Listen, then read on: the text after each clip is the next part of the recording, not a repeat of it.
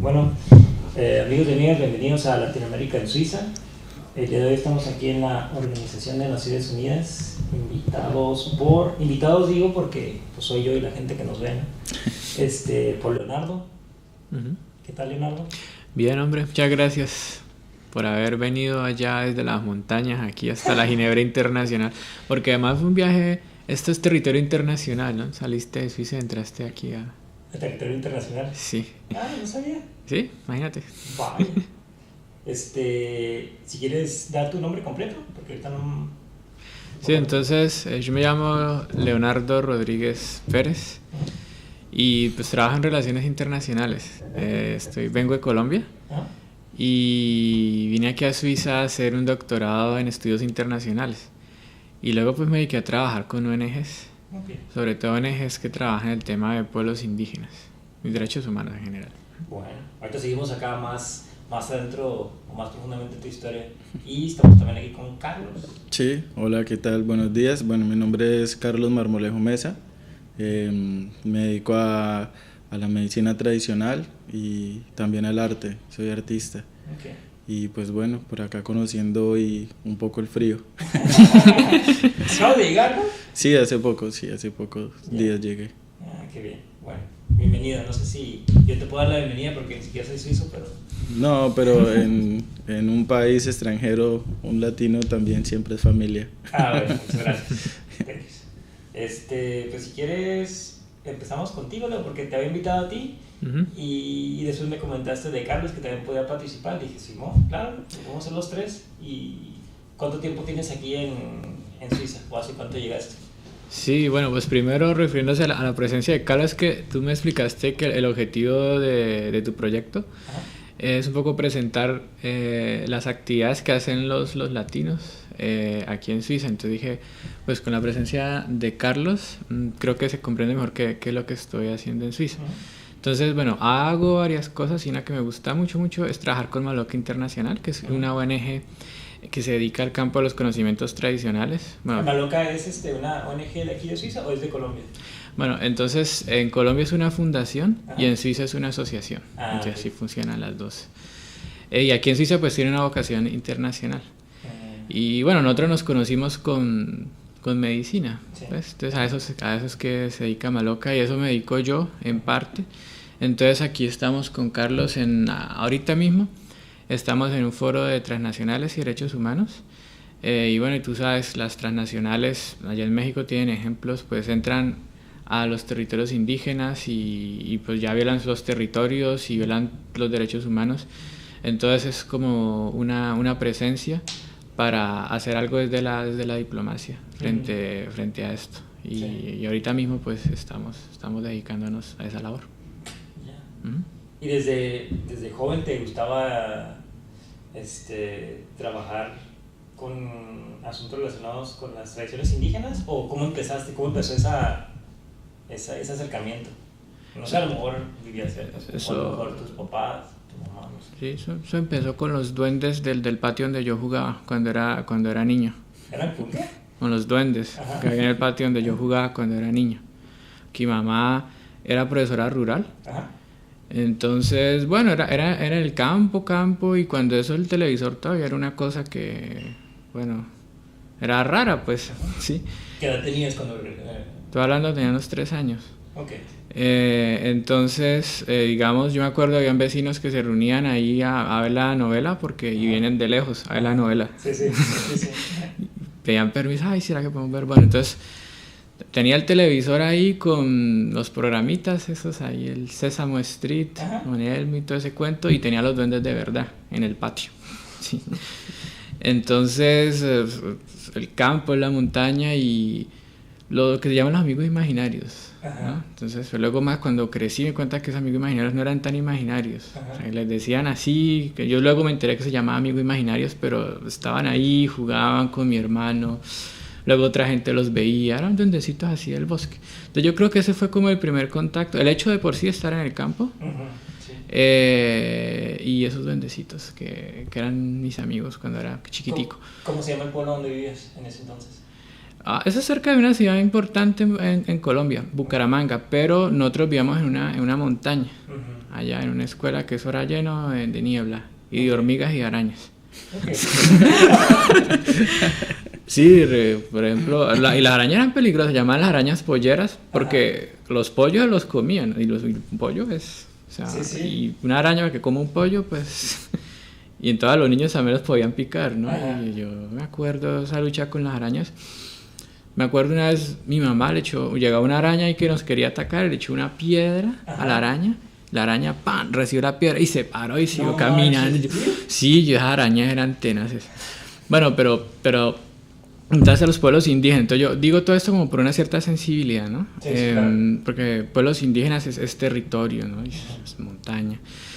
Luego, en Colombia sucedieron muchas cosas, años 70, años 80, que sería muy largo aquí de explicar, relacionadas con pueblos indígenas, con movimientos sociales en general, pero esto desencadenó la constituyente de 1991, se aprobó una nueva constitución para reemplazar una que era de 1886, como viejita, sí, tocaba reemplazarla, y entonces ahí se incluyeron mucho transversalmente los temas de los que atañen a los pueblos indígenas, y eso abrió mucho el país. Yo luego ahí ya estaba más grandecito, ya estaba en el colegio. Y entonces, dentro de esta abertura a los pueblos indígenas, pues yo tuve compañeros indígenas en el colegio. Y había uno en particular que se llamaba Shimaná Albachido. Y ese sí fue mi primer contacto con él. Él era mucho más grande. Sí, nosotros éramos relativamente chicos y él ya pues era un adulto. Y venía de su pueblo y tenía muchos problemas en el colegio porque él hablaba más o menos castellano, pero se hablaba sobre todo era su lengua. Y pues era difícil para nosotros, tienen otras formas, ¿no? Tú nos podrás contar, ¿no? De pronto más como las formas autóctonas de educación. Pero entonces con él fue el primer contacto. Luego me interesó él como su presencia, la presencia, tú sabes, a veces las personas... En ese entonces, ¿tú qué edad tenías, o ustedes, tú y tus amigos, y qué edad tenían? Yo tendría eso fue unos 10 años después de los duendes, tendría unos 13 años por ahí. Y en general sí, estábamos en un colegio 13, 14, 15 y él no sé qué edad tenía, pero sí, era ya grande y pues, o sea, un hombre, había muchas cosas, ¿no? Yo ahí salía del campo y en el colegio y él pues llegó allá desde la selva hasta Santander, Bucaramanga, que eso es ahí cerca de Venezuela relativamente. Eso me interesó bastante y luego el profesor de ciencias sociales lo confrontaba mucho en clase a él. Por ejemplo, una vez, como él tenía problemas para seguir los estudios, o sea, una vez me acuerdo que fue terrible para mí era eso, porque el profesor de ciencias sociales tal vez no comprendía eso, y dijo, pero usted no estudia, pero usted es un irresponsable, usted viene de pueblos que están siendo explotados, pero lo que estamos acá todavía, estoy hablando de los años 90, estamos aquí ya en el siglo XXI y sigue. Entonces se tiene que ser buen estudiante para tener liderazgo y recuerdo que le pidió en la clase, póngase de pie y diga en su lengua, soy un irresponsable.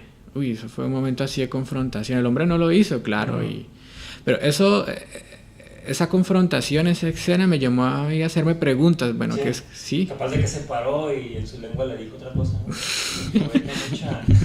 Chinga tu madre, güey. No, claro. Bueno, lo dijo y después ¿qué pasó? Pues ahí ya tenía un poco la sensibilidad y las preguntas, un poco se iba perfilando. Y luego pues yo comencé a buscar y pues estaba ya en la ciudad, pues en la biblioteca. Luego en la biblioteca me iba a leer y prefería ir a leer que ir al colegio. O sea, sobre todo en los colegios, imagínense donde dan esas cosas. Entonces, resulta que había una conferencia de un indígena Huitoto. Que de hecho el nombre de la ONG Maloca Internacional Maloca, me comentabas tú ayer, Maloca es un nombre que viene del pueblo Huitoto, que es un pueblo ya en la Amazonía también, colombiana. Y él nos explicó algo de su pueblo y nos explicó, por ejemplo, la manera de cortejar que hay en su pueblo. Luego yo estudié antropología y bueno, con la profesora nos explicaba un poco más, pero él nos explicó directamente de su vivencia y él siendo Huitoto. Entonces recuerdo mucho que nos explicó que allá para cortejar a la chica tú andabas como de cacería, ¿no? Entonces nos mostró un aparatico que es como una cesta, pero se anclaba aquí al dedo. Sí. Entonces, lo abrías, voy a meter el dedo y lo cerrabas y ya, está la presa. Entonces, para casarte, la mujer que pretendías, tenías que casarla, o sea, cogerla, digamos, descuidada y abrirla y ¡prum!, agarrarle el dedo. Y ahí ya como que comenzaba a empezar a bailar y empezar a... O ya bueno, se casaban, ya significaba, ya se iban a casar. Bueno, él no los presentó así, además estoy hablando de hace muchos años, hace más de 2 décadas. Entonces, seguro el recuerdo es novedoso. O comenzaba con ese juego, sí, entonces era parte de todas formas de los códigos. Sí. Y pues a mí me encantó y él vendía los cositos, yo lo compré, pero bueno, no, pues también llegar al salir a la calle, bueno, ¿quién está linda? ¡Llamen a la policía! Sí, no pasó, lo pensé en el colegio sobre todo, una chica que me gustaba, una rubita, pero no era huitota, pronto no la podía entender, entonces no tendría la apertura. A esa chica le canté, pero ya fue una tradición muy occidental. Entonces, nada, yo luego seguí, pues a mí siempre me gustó investigar, leer, y cuando llegó el momento de hacer la universidad, comencé a estudiar historia, pero una historia con mucha antropología, y arqueología, y en historia, y ahí por ese lado me fui llegando a las medicinas tradicionales. Si quieres, ahí le dejamos y le pregunto un poco a Carlos y después ya juntamos todas las dos historias. Bueno, Carlos, ¿de qué parte de Colombia? Bueno, yo nací en una vereda que se llama Villaflor, Putumayo. Sí, queda como 1 hora de la capital del departamento del Putumayo, que se llama Mocoa. Y bueno, nací allí en ese lugar, pero fui criado del río Putumayo hacia abajo, en una vereda que se llamaba San Joaquín. Fue en donde mis padres pues se ubicaron, en donde crecimos con mis hermanos en una finca, en una época donde no había pues no teníamos por esa región de pronto mucho factor armado, ¿sí? No teníamos mucho factor armado, sino que pues era más dedicado en esa época a la coca, pero no se veía de la forma como...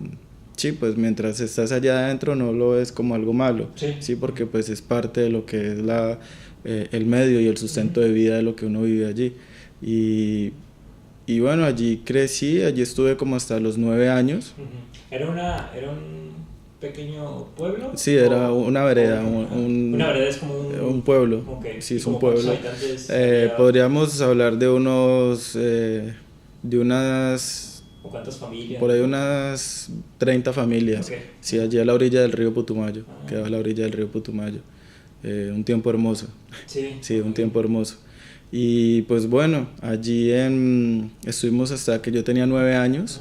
Sí, a los 9 años salimos porque ya empezó como a pasar muchas cosas, ya mis padres empezaron a ver que el orden público no era como el más seguro para sus hijos. Entonces pues nos trasladamos a... ¿Y ese orden público a qué estaba ligado? ¿Qué es lo que empezó a cambiar ahí en cuanto al orden público? La guerra, sí, empezó un poco la guerra. En pocas palabras, sí, la guerra. Sí, la guerra empezó a llegar, sí, y pues con esto llegó el caos, porque ya llega la violencia y de cualquier manera se manifiesta, sí, claro. ¿Sí? Uno no puede ser a veces tan específico, porque pues realmente cuando hablamos de violencia hay muchas formas en que se manifiesta. Entonces pues, exacto, sí, ya pasan muchas cosas. Y pues bueno, ya empezó como a darse ese punto de tanta violencia, entonces mis padres, buscando también pues como un bienestar para sus hijos, nos trasladamos a la Unión Valle, el Valle del Cauca, que pues es una región de mucha fruta y es donde también se cultiva mucho la caña. Y en Colombia y a nivel mundial es muy conocido el Valle del Cauca por la salsa, sí, la música salsa, no la de echarle a los tacos. Sí, es lo que pensé como mexicano, pensé, la salsa, así para los tacos, pero bueno, la salsa. Sí, la música. Y bueno, allí viví también muchos años y tuve la oportunidad de estudiar, de culturizarme un poco distinto, conocer muchas otras cosas.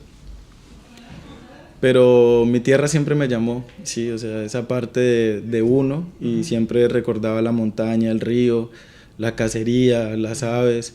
Entonces, pues volví en sentido ya a visitar familia. Luego mi padre pues tenía la finca allá y siempre íbamos allí a la finca, y pues extrañaba siempre los rituales.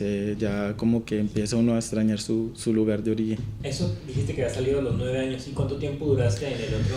En el otro pueblo estuve pues allí como hasta los 13 o 14 años, cuando ya volví otra vez. Ya, sí, okay. Volví y ya conocí, porque pues cuando era niño nos llevaban a La Maloca, donde un abuelo que se llamaba Juan Satiaca. Ajá. Y nos daban la medicina, ajá, que es el yagé, que es nuestra medicina con la que muchas personas viven allí, uh-huh, ¿sí? O a veces es irónico porque mucha gente vive allí y no conoce, uh-huh, pero bueno, en nuestro caso, mis padres y mi madre, por una enfermedad que tuvo, uh-huh, también nos llevaban allí a tomar. Uh-huh. Mi madre era perdón, mi madre era la partera de este lugar. Sí. Ella era la que se encargaba de recibir los partos a los bebés.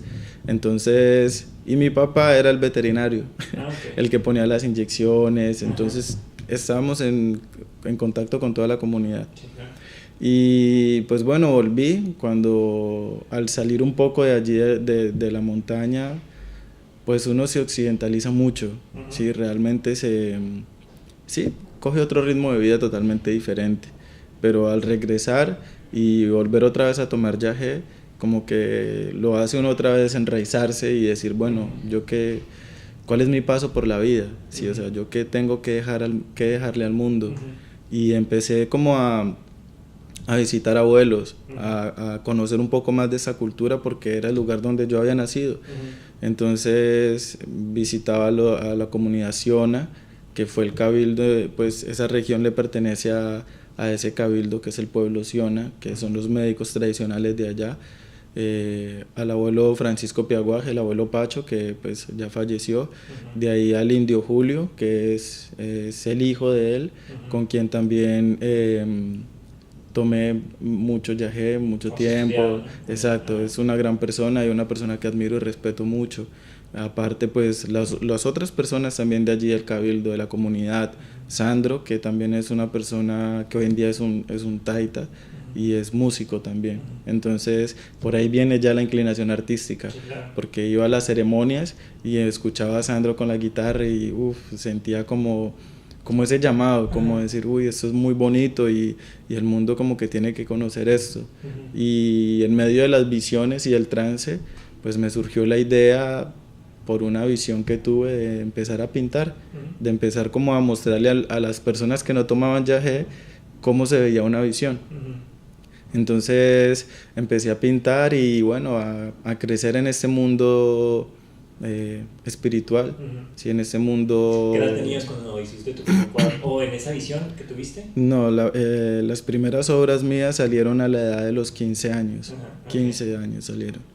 Y tuve un gran compañero que es Vintavara Posada, uh-huh, Juan Carlos Posada, que es de Cartago Valle, que él pertenece a los Embera, él también tiene descendencia Embera, y que es otra etnia que está por el lado del Chocó, por el Pacífico. Uh-huh. Y fue una persona que me motivó mucho a la pintura. Me acuerdo mucho que él llegó a mi casa y yo pues pintaba, era como para mí. Sí, sí. Y él llegó y me dice, Carlitos, se está perdiendo el tiempo, esos cuadros son hermosos, hay que exponer. Y bueno, y en diciembre del 2000 fue mi primera exposición. Okay. Me llevó a exponer a la Casa de la Cultura en Cartago Valle. Ajá. Y pues me enamoré, realmente me enamoré del arte y cómo toda esta parte se puede entrelazar. La parte cultural, la parte indígena, la parte también tradicional, por medio del arte, cómo se puede expresar, ¿sí? Y pues bueno, en un mundo tan hermoso, privarse de las artes creo que es como perder el tiempo, diría yo. Y uno como artista, cuando empieza a expresar muchas cosas desde la parte artística, es muy bonito, realmente es muy bonito, porque uno se da cuenta de que hay mucho allá en esa montaña. Sí, cuando uno habla con los mayores allá, que se hacen las reuniones, que uno toma yagé allá, escucha los mitos, escucha las leyendas. Yo por lo menos escucho al abuelo Juan Yaiguaje cuando íbamos a tomar y nos contaba sus historias, y eso para uno es como, o sea, esa era la televisión de nosotros. Sí, era una parte de la televisión de nosotros. Sí, la televisión de la selva, ¿no? Sí, exacto. Entonces es como, porque reunirse en la Maloca y allá se toma en las casas ceremoniales, pues por lo menos el pueblo Siona tiene, allá no se le dice Maloca, sino que se le llama la casa de remedio, ¿sí? Es lo que nos han enseñado. Y pues bueno, no sé, es muy lindo realmente escuchar eso. Entonces todo el mundo llega, cuelga sus hamacas y toda la noche es un ritual, toda la noche el compartir, se aprende mucho a valorar la vida, se aprende mucho a ver a la parte de Dios desde una forma muy, muy natural, sí, desde una forma muy espiritual.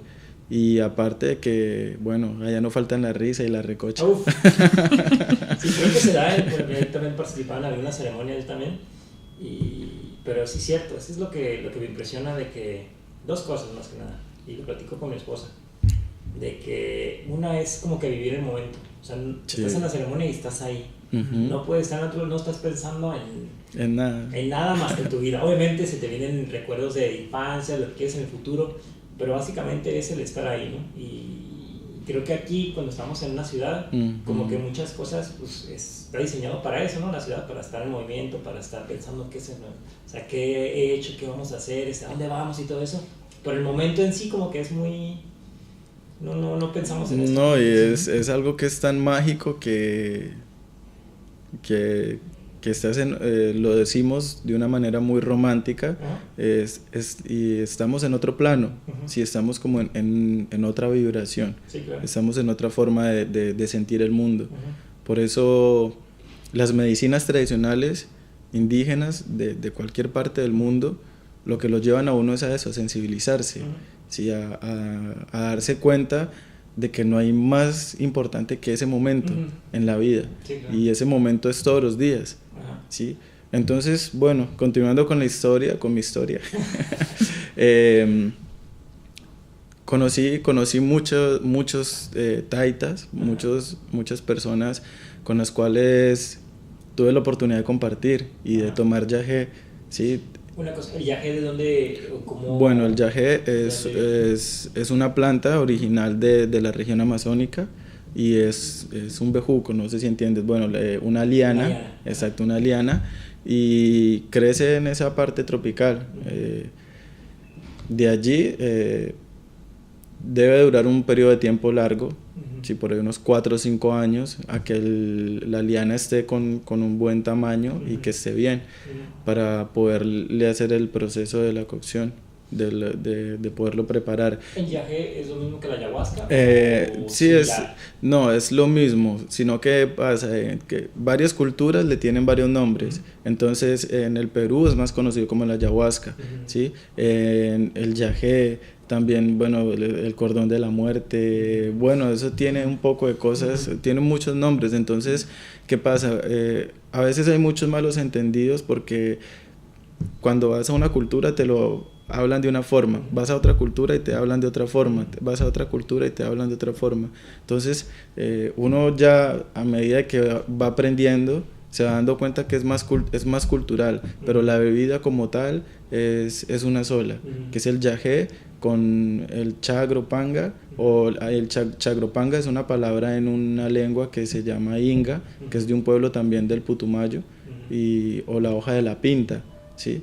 Que es otra hojita que se le agrega al bejuco cuando se está cocinando. La cocción puede ser 2 días, 3 días, y bueno, se le echa agua hasta que queda ya lo que es. Pero eso es en la, como digo yo, en la práctica, ¿no? Espiritualmente eso tiene todo un rezo, tiene toda una concentración, desde el mayor que lo está guiando a uno, le está diciendo cómo hacerlo, qué bejuco, digo, qué liana es la que se puede cortar. También hay clases, hablan de clases de como el yagé tigre, el yagé cielo, bueno, hay muchas cosas. Y en ese sentido, que hablas de eso, las clases, perdón, Sí, ahorita sí. Hay diferentes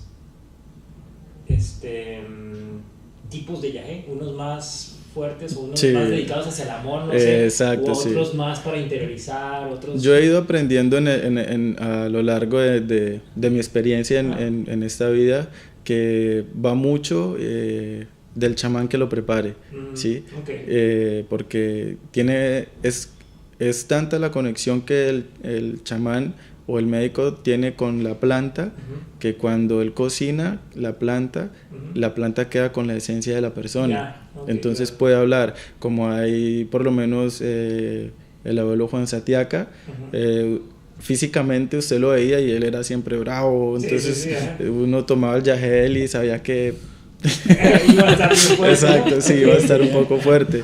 Como hay taitas que usted los mira y bueno, también, ¿no? Son muy alegres y puede que sea fuerte, pero lo sientes de otra forma. Sí, claro. Sí, lo sientes de otra forma porque nosotros le llamamos, bueno, lo coge duro, sí, lo cogió duro el yagé, pero de una forma que por fuerte que sea, le enseña desde el amor, como hay otros que sí, bueno, tiene que ser así, así, así. Entonces uno va encontrando que realmente cada persona tiene como una huella digital con la que se identifica, y a nivel espiritual es así.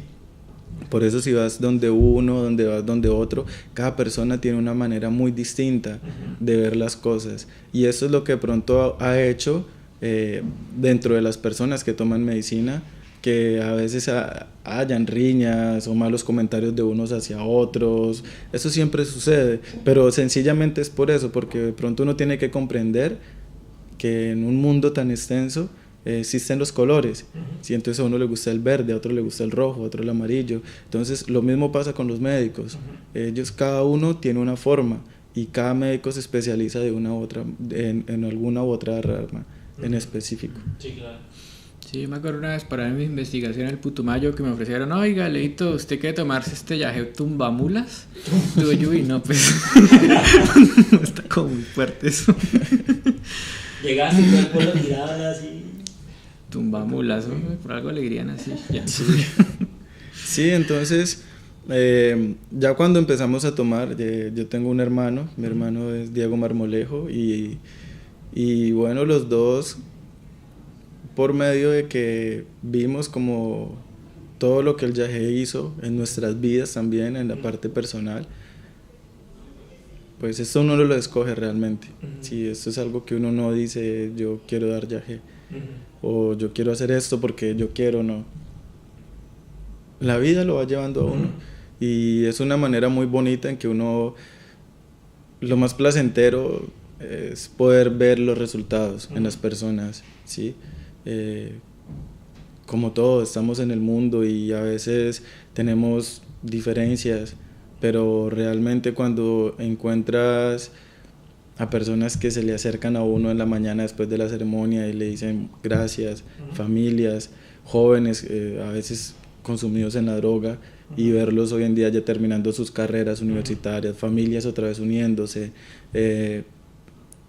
ese es el precio realmente, sí, generar esa conciencia en la gente, como para que las personas también se den cuenta que hay muchas formas de ver la vida, porque a veces nos quedamos con una sola, ¿sí? Que es con la que nos enseñan o con la que crecemos, pero de pronto cuando ya esa ya no le funciona, pues de pronto aparece algo en tu vida que le puede cambiar la forma de pensar para bien, o te puede sacar de un momento difícil de la vida. Yo me acuerdo mucho que el Indio Julio siempre citaba una palabra que decía que uno nace 2 veces en la vida, ¿sí? Cuando nacemos del vientre de nuestra madre, o cuando por alguna vez en la vida tomamos yagé, porque realmente es eso, y hoy en día entiendo a qué se refería, porque es volver a formarse como persona, como ser humano, y pues bueno, uno en la vida decimos que cometemos errores, pero cuando uno reconoce esos errores, se convierten en aprendizaje, y en un mundo, la vida es un riesgo. Desde que nacemos hasta que morimos, estamos en constante riesgo. Entonces siempre vamos a estar aprendiendo. O sea que por lo tal siempre vamos a tener equivocaciones y vamos a tener errores, como seres humanos en general, ¿sí? Entonces es muy bonito cuando uno empieza a mirar el mundo desde esas perspectivas, de ritualizar la vida. Porque es más fácil. ¿Sí? No quiere decir de que te ahorre toda tu vida y que ya eres un ángel, que eres una persona bendecida, porque también eso pasa. Dice, no, él es chamán, él es médico, él da yagé, o él es músico, él es artista, debe ser un sol. No, como personas todos tenemos nuestras formas de vida. ¿Sí? Eso antes nos hace más humanos, por lo cual nos lleva a investigarnos más. Y una investigación es viviendo. Y en la vida se aprende a vivir viviendo. Sí, claro. ¿Sí? Entonces, cuando vamos empezando a conocer en el transcurso de la vida lo que es la medicina, lo que son las personas que pasan por la vida de uno, la enseñanza que cada ser humano le deja a uno, ahí usted se acuerda de los amigos que han pasado, de cuando uno era niño y tenía, este es mi mejor amigo y usted va a ser mi amigo para toda la vida, luego crece y se encuentra otro y usted va a ser mi mejor amigo para toda la vida. Este duende exacto. Este duende es el que me va a dar la suerte. Eran mis estudiantes, ¿no? Yo era niño de 3 años, yo era el profesor de los duendes. Bueno, tu mejor alumno entonces. Tu mejor alumno. Eran muchísimos. Entonces sí, uno va por la vida en eso y va descubriendo que cada persona le va enseñando a uno y uno se va formando a través de todas esas experiencias que uno va teniendo en la vida, ¿sí? Y hasta que llega a ser usted como único individuo, ¿sí? Hasta que eso es como si yo lo veo de alguna forma, es como cuando hay un vidrio que está empañado y empiezas a limpiarlo hasta que lo ves transparente, ¿sí?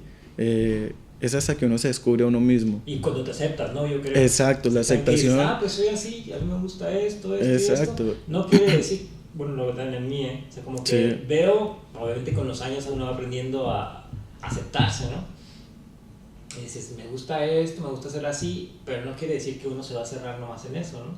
Nomás quiere decir que, pues más o menos este camino es el que me gusta, soy así, pero estoy abierto a conocer otras gentes, que me platiquen su historia, cosas así, ¿no? Y es muy bonito eso, por lo menos cuando uno se abre al mundo, no tienes miedo. No tienes miedo y se da cuenta de que es la vida en sí, ¿sí me entiendes? De que está ahí y es para eso, es para vivirla.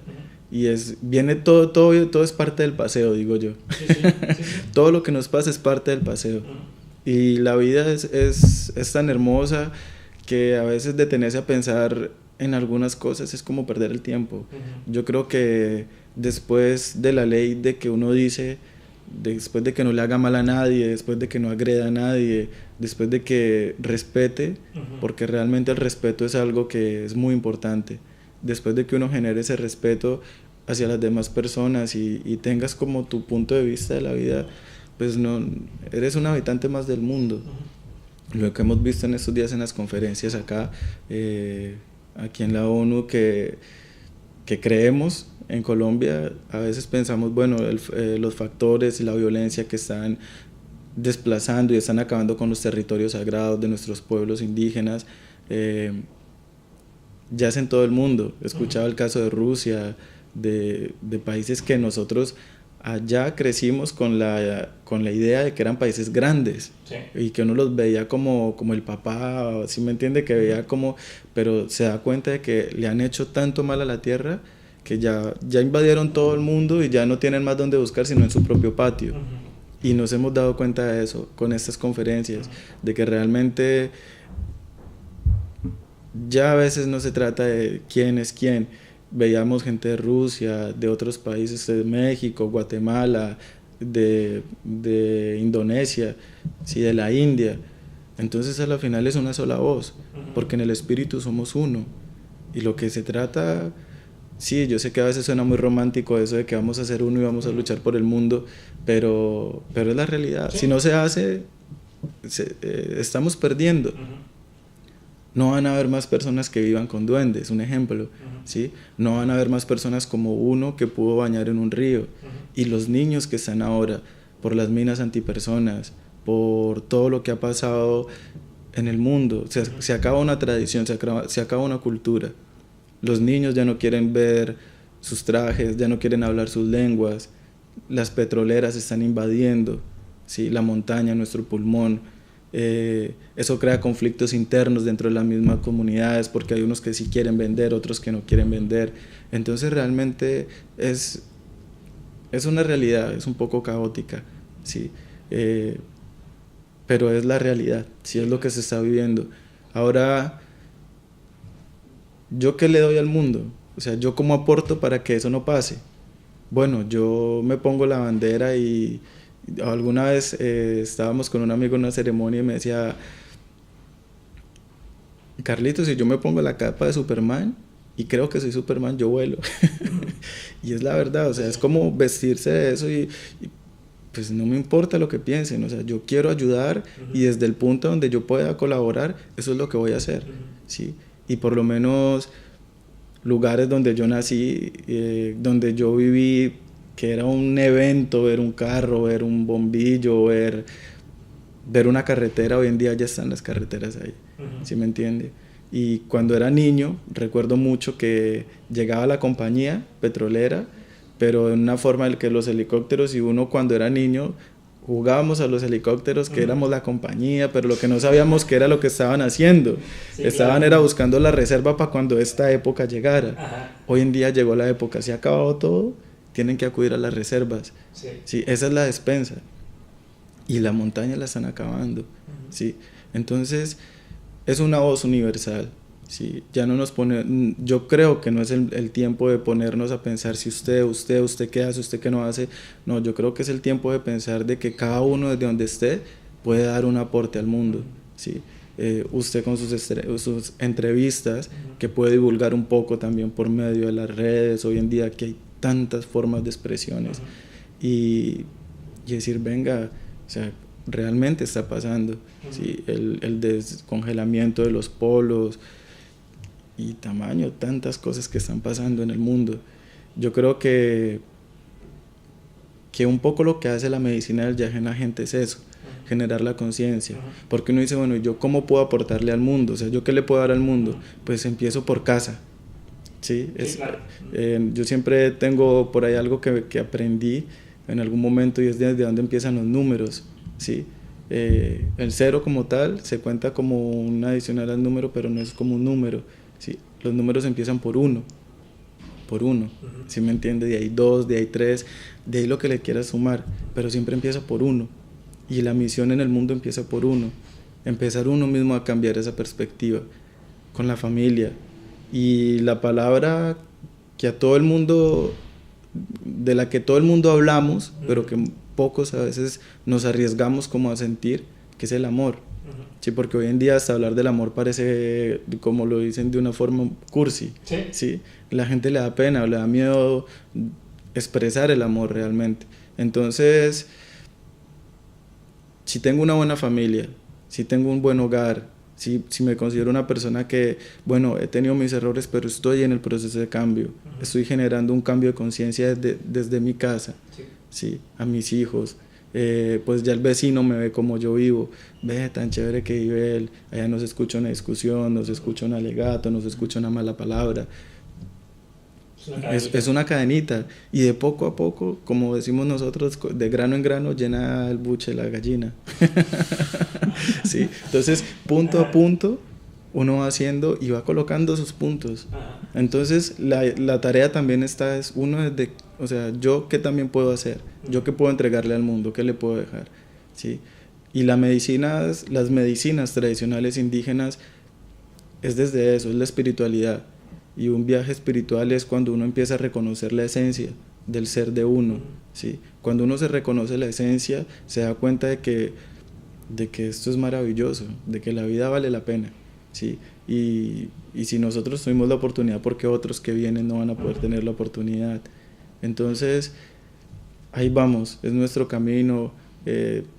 Es un poco fuerte a veces uno darse cuenta de personas que utilizan medios o utilizan otras cosas para empañar el nombre de los médicos, o por lo menos las medicinas mal usadas, ¿sí? O personas que de pronto no lo hacen con doble sentido, porque nosotros siempre decíamos allá en Colombia que cuando cuando vayas a tomar viaje de alguna otra manera, para empezar, ¿sí? Vaya allá a la montaña, lleguen donde el indio, donde el indígena, lleguen donde esa persona que realmente sabe cómo es la tradición, y él le puede explicar bien de qué se trata todo esto. Yo me he formado aparte a base de muchas personas, ¿sí? Conocí al Taita Gregorio Castro, que también fueron muchos años con él, una gran persona, músico, ¿sí? Músico, y él la medicina la enseña desde una parte muy, o sea, el punto que él tiene de la medicina es muy lindo, ¿sí? Porque es una persona que enseña mucho desde el amor, y es algo que es bonito, sí, claro. ¿Sí me entiendes? Porque lo que te decía, hoy en día poco se habla de eso. Sí, amor hoy en día es un emoticón del celular con un corazoncito y un besito, pero eso de la carta o del nudito, eso se está perdiendo, sí, claro. está acabando. Entonces, ¿cuál va a ser mi aporte al mundo? ¿Sí? ¿Cuál va a ser mi aporte al mundo para ese cambio de conciencia real que estamos viviendo? Las petroleras y las multinacionales, uno acá se da cuenta en los discursos que usted dice, pues tengo poco por hacer, porque realmente son personas que tienen mucho dinero, tienen mucho poder, porque acá ya no se habla de dinero, se habla de poder, ¿sí? Entonces uno también como dice, bueno, la idea no es pelear contra nadie, porque no se trata ya de seguir peleando ni lucha, sino de cómo podemos llegar también a que esas personas piensen de otra forma. Para mí lo que he visto, porque también en México se ha dado el hecho de que los políticos ya los vemos como que muy lejos de nosotros, ¿no? Y muchas veces pensé así como que pues, es que ellos no nos entienden, es que ellos no sé qué. Y yo creo que yo estaba mal en ese sentido porque estaba separándolos, pues, en ese decir de que ellos no saben, o ellos nos están robando.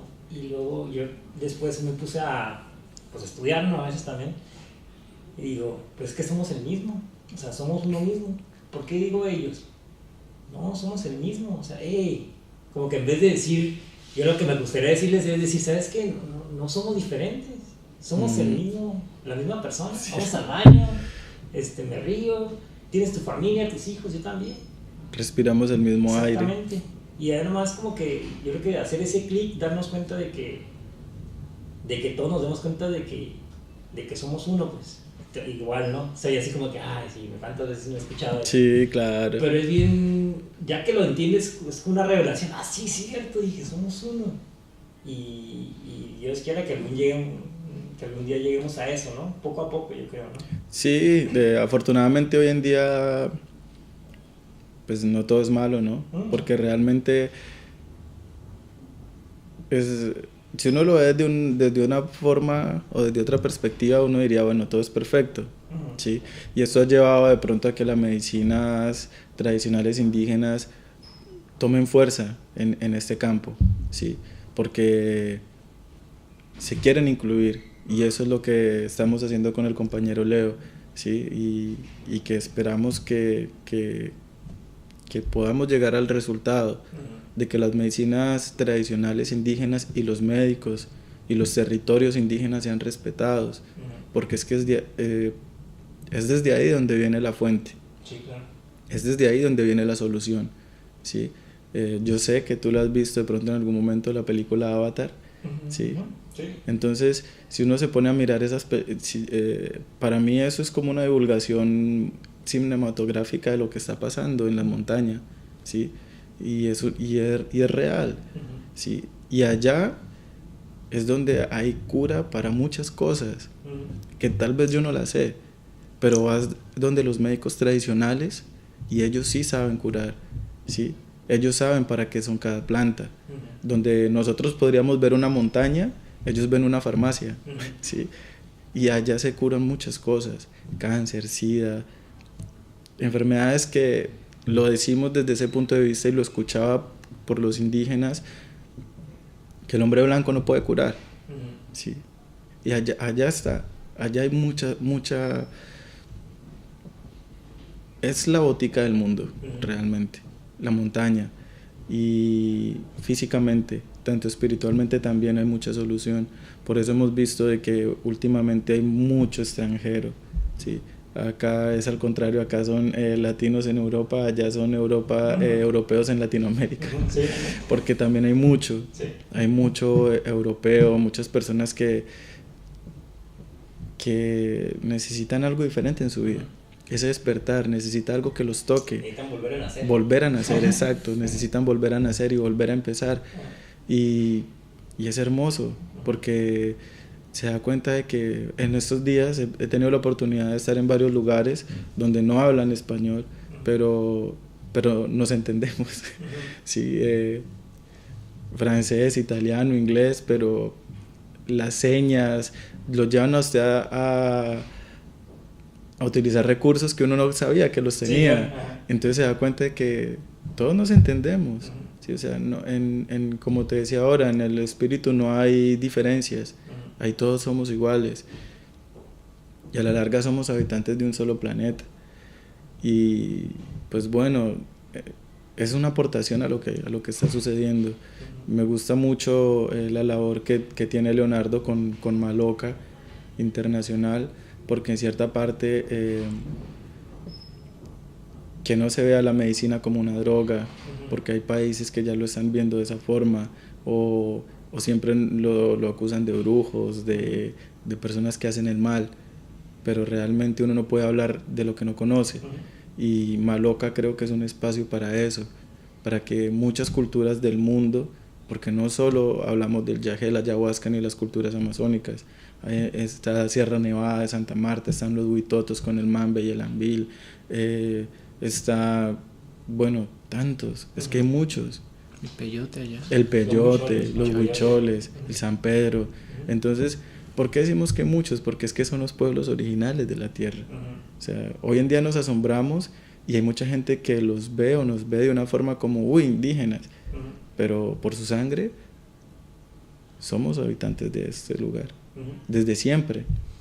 Por muy modernos que parezcan, siempre vamos a tener ese rasgo allí, sean europeos, sea lo que sea. Venimos de pueblos originales que cuidaban y estaban en armonía con la naturaleza.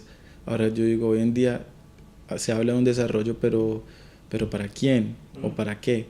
¿Sí? ¿Qué estamos desarrollando? ¿A qué le llamamos desarrollo? ¿Sí me entiende? Sí, desarrollo, pero a la plata, al combustible, para que los carros funcionen, para que puedas llegar rápido a la oficina, para que puedas estar rápido en tu casa. Pero, ¿y allá? ¿Sí me entiendes? En la montaña, donde está el que cultiva, donde está el que pesca, donde está el que vive de su chagra, donde está el que siembra su yuca, y no tiene los recursos para poder salir a vender sus productos. Aparte, que los gobiernos hoy en día compran productos a otros lugares y dejan de utilizar los propios de su lugar. Entonces, si compras un plátano que viene, por lo menos en Colombia, si viene de otro país, que puede costar 200 pesos colombianos, y usted sale al mercado, pero es que ese es de Colombia, entonces va a dar 50. ¿Sí me entiendes? O sea, sí. Es injusto. Sí, claro. Y es una realidad. Ahora con lo de las semillas, también que se está viendo, los transgénicos, si usted ya siembra un cultivo de maíz, puede terminar en la cárcel. Y es algo que es ilógico. O sea, ¿en qué cabeza cabe? Yo llevarme el algodón de mi tierra y van y lo procesan y vuelven y me lo venden en un paquete y lo tengo que comprar al triple. Y es mi propio algodón, o sea, yo mismo lo cultivé. ¿Sí me entiende? Entonces, y esa es solo una de tantas cosas que suceden.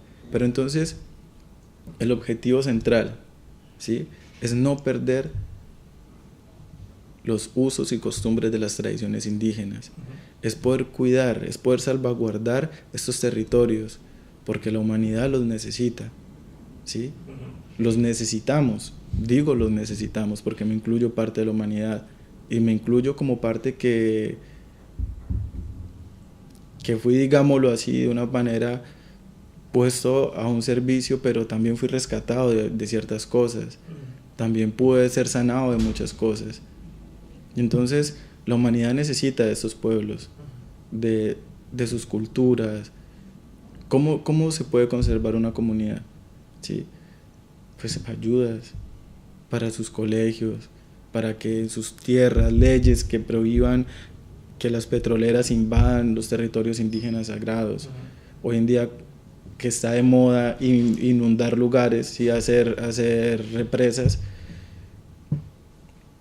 ¿Cómo hacer para que eso no pase? En el pueblo Inga, con el taita Ruber Garreta, hace poco, él hizo una maloca, una casa ceremonial de Yajé, en la entrada al Putumayo, en donde se pensaba hacer una represa. Entonces, yo pienso, digo, o sea, ¿qué autoridades hay de venderle a otros países territorios que ni siquiera son de ellos? ¿Sí? Entonces, ¿cómo también nosotros podemos defender? Pues, de una u otra manera aparecen personas que tal vez no están allá, pero que conocen y aman, porque es que ese sentido de pertenencia también, ¿sí? Muchas veces ser de un país o no ser de un territorio no quiere decir que no lo sientas como propio, como el caso de Leonardo y Maloca, ¿sí me entiendes? Bueno, yo no soy de la selva, pero es la selva, o sea, amo mi país, amo mis culturas, tengo que defenderlas. Sí, así me llamen loco. Ayer hablamos de la locura, que decíamos que la locura, la locura.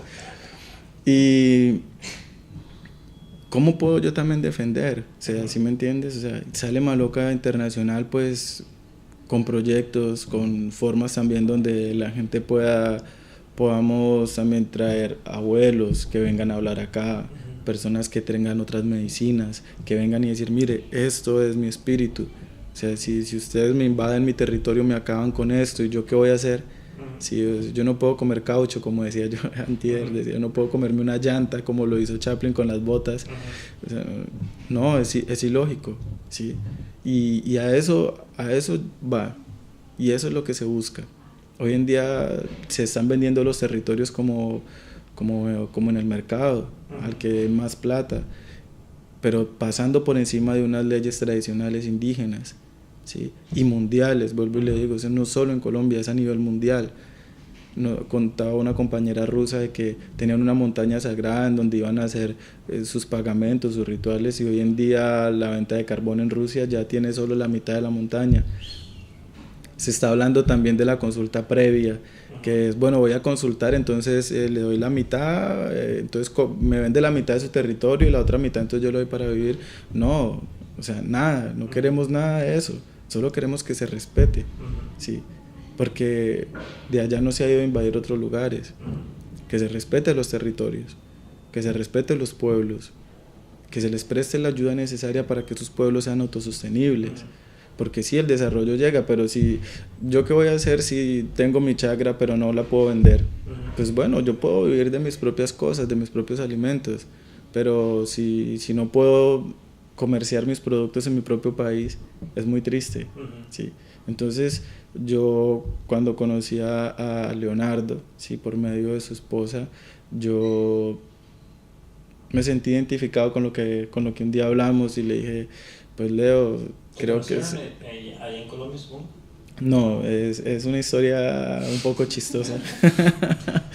Cuéntales tú, Leo, cómo fue la historia.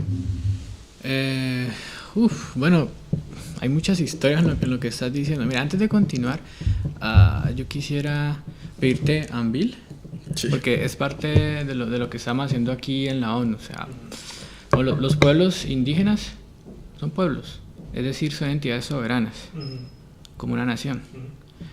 No todas las naciones, no todos los pueblos tienen estados, pero eso no quiere decir que dejen de ser una entidad con una historia, con una cultura, con un territorio.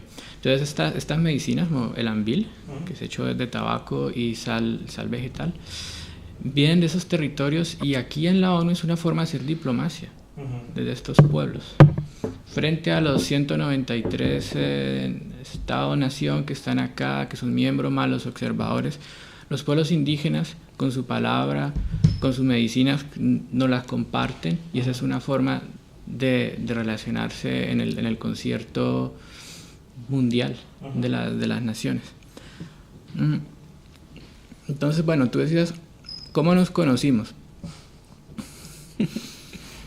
Sí, bueno, has mencionado varios taitas, ¿no? Uh-huh. Taita Ruber, Taita Gregorio, conocemos otros que no hemos mencionado acá. Entonces, pues, en mis investigaciones, bueno, yo estudié antropología, luego estudié también historia, luego estudié relaciones internacionales, y ahí me hice la pregunta, bueno, ¿cómo combinar un poco todo esto que he estudiado?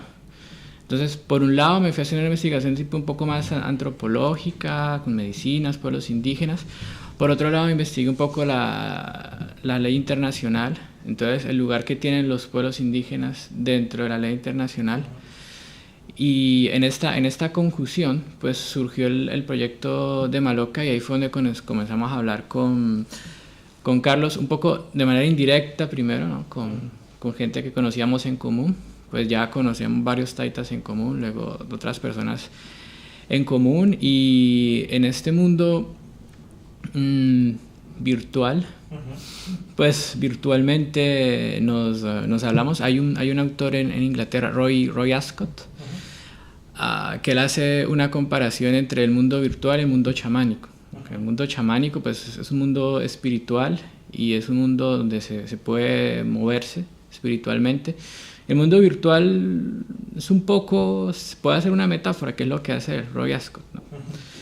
Entonces, digamos que viviendo en este mundo donde ese pensamiento de Roy Ascott surgió, pues nosotros nos conocimos ahí, en esa confluencia de redes, de virtualidad, de espiritualidad y de institucionalidad, al final, aquí donde estamos. Sí, entonces los medios es como uno los maneje, ¿no? O sea, el uso que uno les dé. Sí, claro.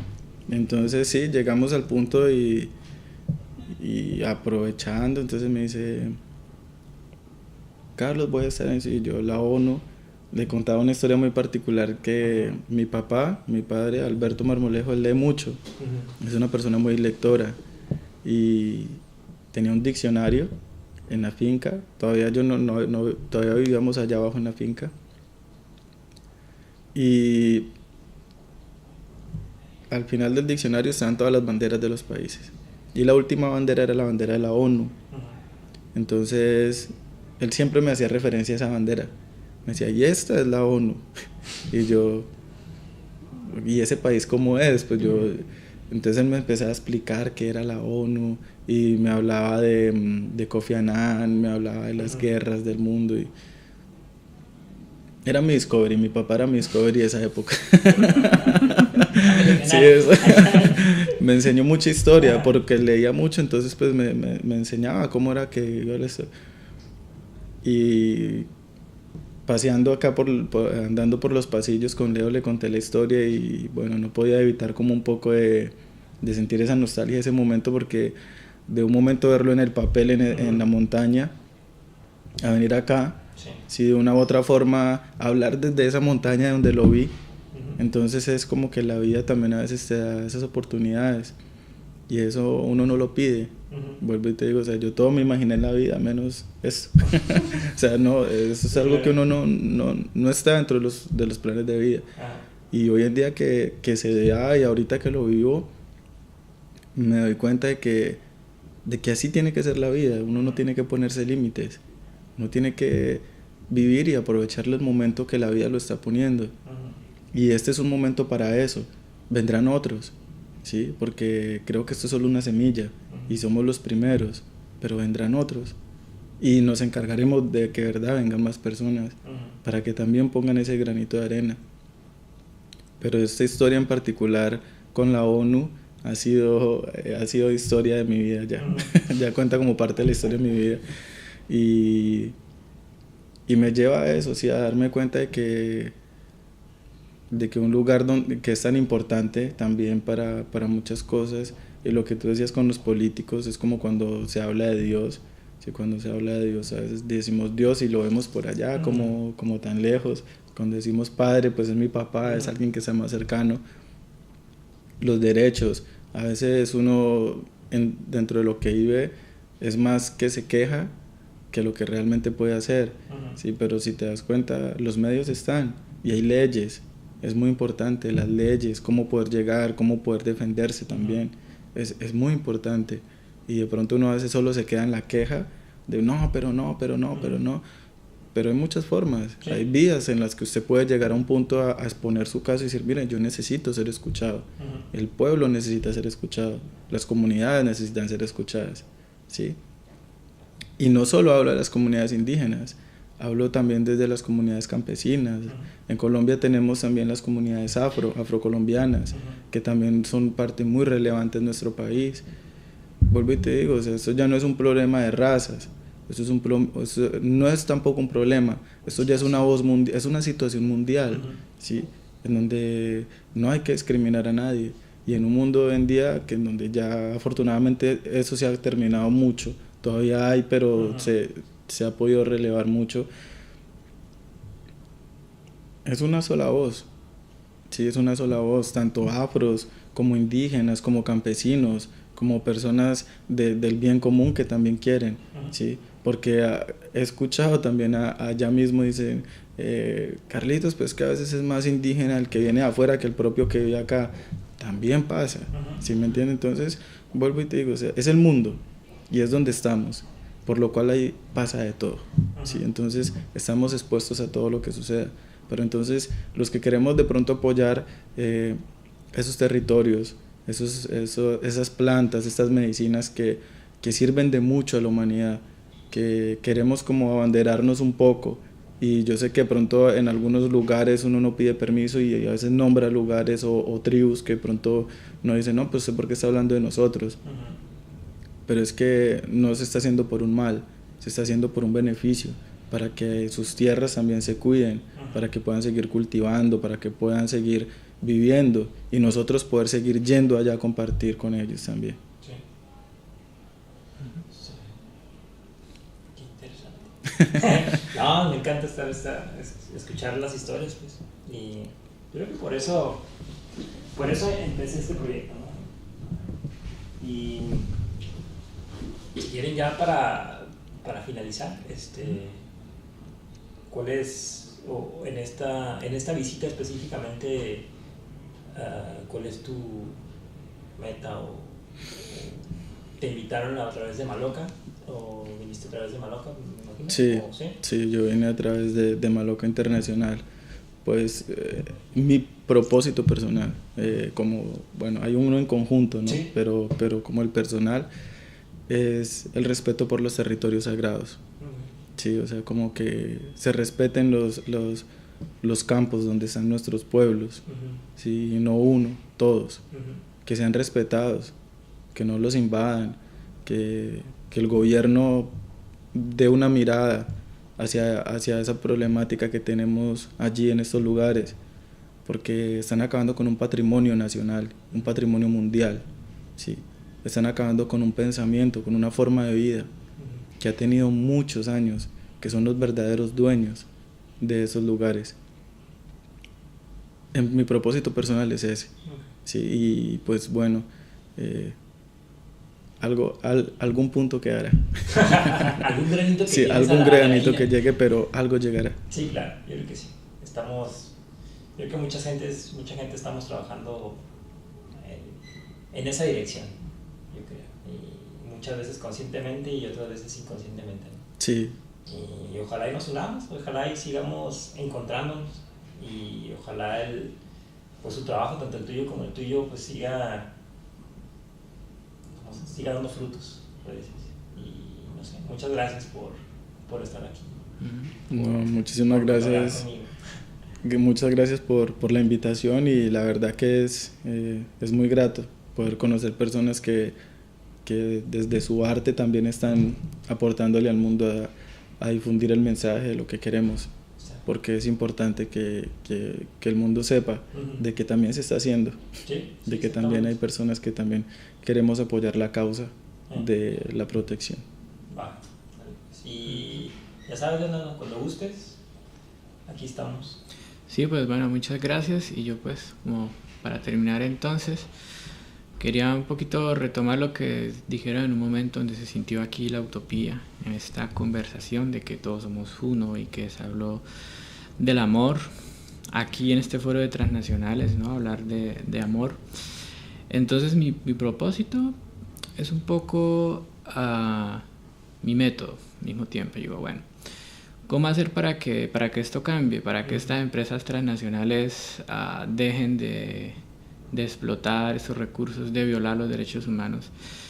Entonces, para mí personalmente es un trabajo de conciencia. Y pienso que estas medicinas, como el Ambil, como el Yagé, como la coca, como tantas otras, son dentro de ese contexto una oportunidad y un instrumento para generar conciencia. Entonces yo he venido aquí a este foro para insistir en la consulta previa, libre e informada de los pueblos indígenas y culturalmente adaptada, es decir, que se tengan en cuenta los métodos de diálogo y de consenso de las distintas culturas y en particular en el caso amazónico, pues con todas las medicinas que se han mencionado y que, por ejemplo, en las consultas que se hagan con representantes estatales, con representantes de las mismas empresas, que se utilizan las medicinas como el mambe, por ejemplo, para charlar, porque se puede charlar de una manera calmada y honesta con estas y otras medicinas, y ese es mi objetivo, mi lobby un poco puntual con esta reunión. Pues estuviera súper bien, ¿no? Que cada vez que alguna empresa transnacional quiera, pues ahora no la vamos a llamar invadir, pero trabajar con algún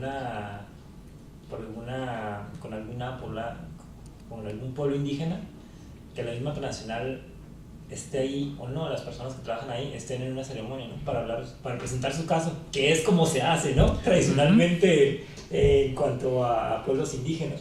Sería lo lógico. Sí, claro. Sí, para que sientan los territorios y por qué los indígenas hablan así, que la montaña es sagrada, que la tierra es nuestra madre, porque es que se siente así. Entonces, que si tal vez ellos se acercan a ese sentimiento, a esa vibración, va a ser un poco más posible de que tal vez comprendan y generen una conciencia que luego permite encontrar las soluciones. Bueno, si estamos en una transición energética, bueno, ¿qué tipo de soluciones se puede dar para que esa transición energética se dé sin destruir territorios, sin destruir vidas? Sí. Y ya sabemos que con las medicinas, pues obviamente no voy a decir que es imposible, pero es muy difícil esconder cosas. O sea, ya estás ahí y vienes, es que traigo mucho dinero, pues sí, pero el dinero que vas a traer, va a traer problemas, entonces como que vamos pensándola bien, ¿no? Exacto, sí. Yo creo que es eso, más que nada, ¿no? No pueden esconder las cartas.